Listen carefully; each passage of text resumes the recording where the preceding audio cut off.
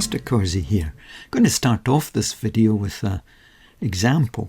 So maybe stop the video and see if you can tackle it, and then we'll analyse the solution. Okay, so we're asked to show something about z to the minus 1, the reciprocal of z. Now z's non-zero, so we know that its reciprocal exists, and it's 1 over z. Trying to introduce the conjugate of z, if we multiply that fraction by 1, it won't affect its value. And there's 1 in the shape of the conjugate of z divided by the conjugate of z. So on the top line we'll get conjugate of z. Now z times z bar, you should now know, is the modulus of z squared.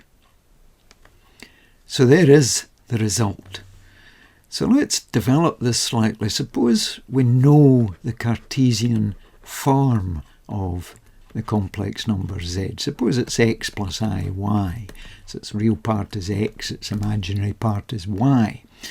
Then what this result is telling us is that we can find the reciprocal of z by taking the conjugate, and remember the conjugate has the same real part but opposite sign for the imaginary part. So it's x minus iy divided by, now the modulus of z we know is the square root of the real part, that's x squared, plus the imaginary part, that's y squared. So if we square that, we get rid of the square root sign, so that becomes x squared plus y squared. And that means that the real part of the reciprocal of z will be x over x squared plus y squared, and the imaginary part will be negative y over x squared plus y squared. I could spell that out. The real part of z to the minus 1 is x over x squared plus y squared, and the imaginary part of z to the minus 1 is negative y over x squared plus y squared. So we have a procedure for finding the reciprocal of a complex number, and in particular if it's in Cartesian form, this is the way we can do that. So let's have a look at another couple of problems that use this result.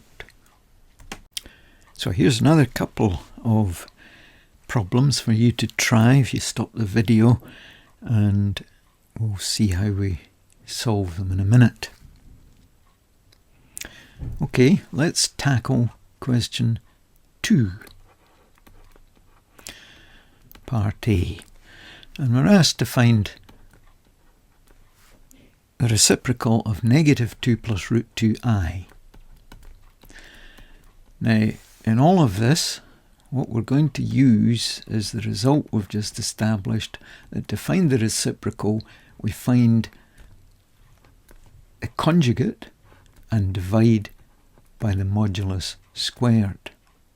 And remember, if z is x plus iy, then that reciprocal will be x minus iy, that's the conjugate, and the modulus squared is x squared plus y squared.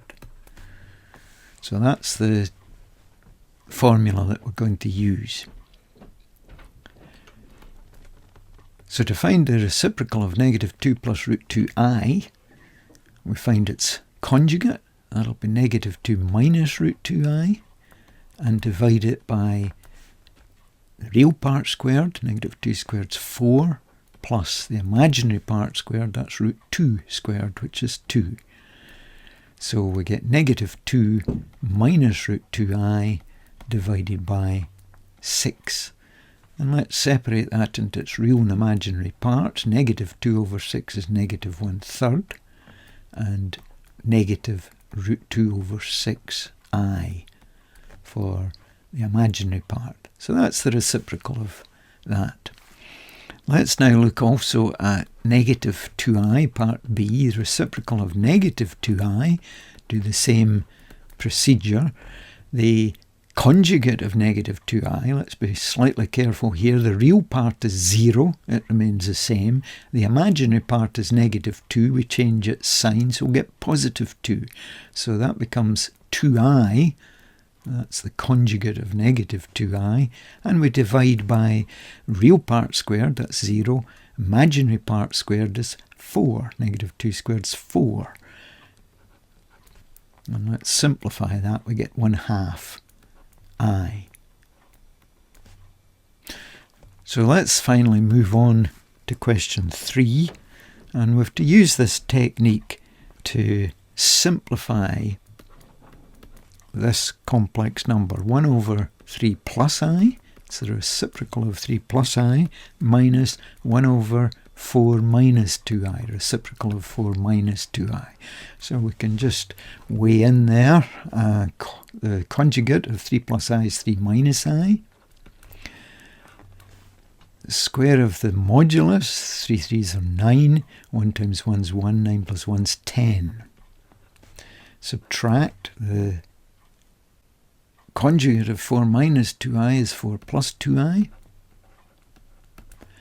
And modulus squared, 4 squared 16, negative 2 squared is 4, 16 plus 4 is 20.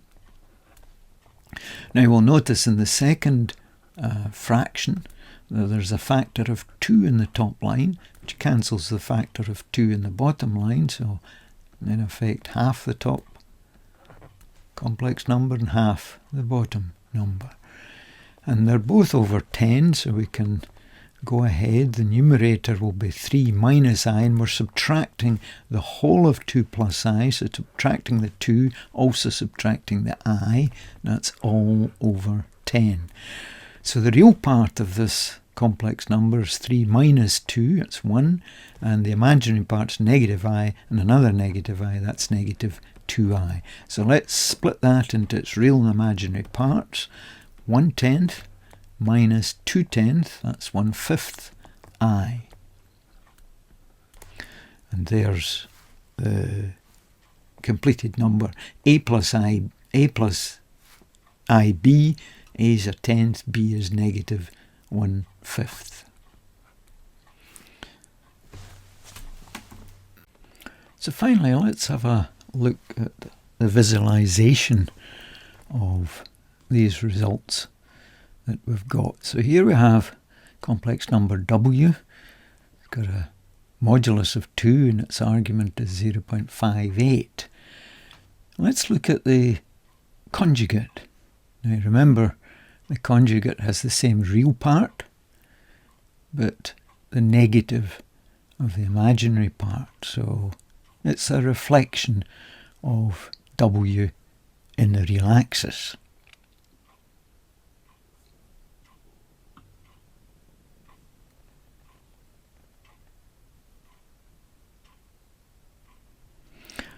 And so finally, let's try and figure out what a result that the reciprocal of W equals the conjugate divided by the modulus of W squared. There's another way of looking at it. Let's write it as W to the negative 1 equals 1 over the modulus of W squared conjugate W. So we can see that the reciprocal of W is the same as the conjugate of W scaled by a factor of 1 over the modulus of W squared. Now in this case on the diagram, the modulus of W is 2, 1 over 2 squared is a quarter, so we would expect W to the minus 1 should appear a quarter of the way along the conjugate, or the vector that takes us out to the conjugate of W. Let's have a look at that. And there it is. It's 1/4 of the way. Its modulus is 0.5. 1/4 of the way along this vector that leads us to the conjugate of W. The modulus of conjugate of W is 2. So it's 1/4 of the way along this line. And that'll be true no matter where we place w. Let's have a look at the modulus of w being roughly the square root of 2. 1 over the square root of 2 squared is 1/2. So we've now got w to the minus 1 being halfway along this line. 0.71 is approximately a half of 1.41. If we go to a modulus of 3, for instance,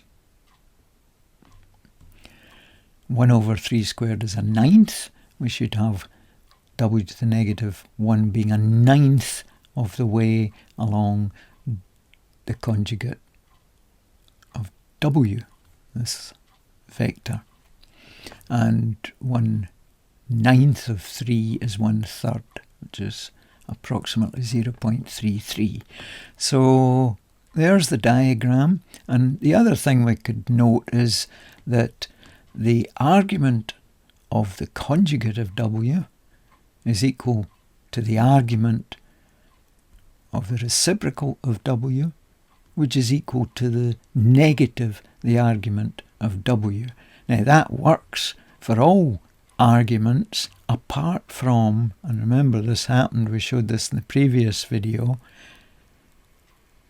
apart from an argument of pi. And these values of negative 3.14 or negative pi is not in the principal argument range. We'd have to add 2 pi to each of them to get an argument of pi. You can see in this diagram they've all flipped to be the same. The 3 arguments are identical as soon as the argument of w is pi. So the range of values for which these two are equal and they're the negative of this one is negative pi up to pi, not including pi. So that's Mr. Corsi signing out, and hope you enjoyed the video.